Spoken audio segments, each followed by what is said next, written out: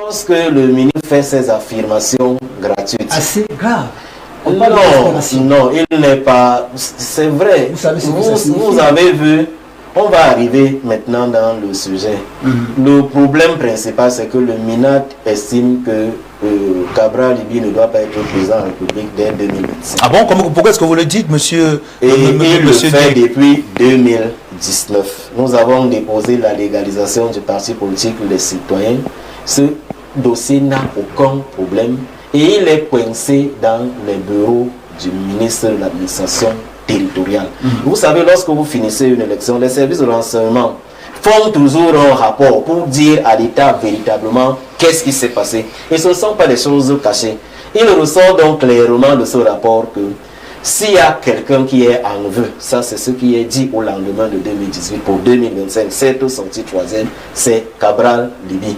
Le ministre de l'administration territoriale et ceux qui sont derrière lui estiment donc que l'honorable Cabral Libye n'a pas voix au chapitre. Maintenant, comme il est député, parce qu'il faut que moi je vous explique pourquoi on ne s'explique pas par rapport à ces accusations, parce qu'on a compris la démarche. Député depuis 2020. Le problème donc du ministre Atangandji et de tous ceux qui travaillent avec lui, c'est qu'il faut empêcher la candidature d'honorable Cabral Libye. Maintenant, pour le faire, parce qu'il est député, il ne répond pas au pénal.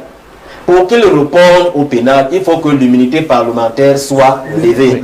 Et pour que l'immunité parlementaire soit levée, il faut qu'il ait fait les choses ou bien qu'il lui soit reproché avec preuve les choses suffisamment graves. Tout à fait. Donc il crée donc les conditions pour pousser l'honorable Cabral Libye à la faute pour qu'il obtienne la levée de son immunité parlementaire et qu'il fasse la prison, ne fût-ce que pour 3 mois, parce que dès qu'il a son casier judiciaire sali, 3 mois, il devient inéligible. Mais sauf que le ministre Atangandji et tous ceux qui travaillent avec lui n'ont pas suffisamment d'intelligence administrative et même managériale pour voir comment stratégiquement on peut opérer. Donc, c'est pour cela que nous comprenons ces accusations. C'est-à-dire, il prépare le terrain, il veut pousser l'honorable Cabral Libye à bout pour s'assurer. Donc maintenant, je dois vous dire que je suis quand même responsable au sein de notre formation politique. Oui, vous êtes il faut le dire. de cette formation, oui.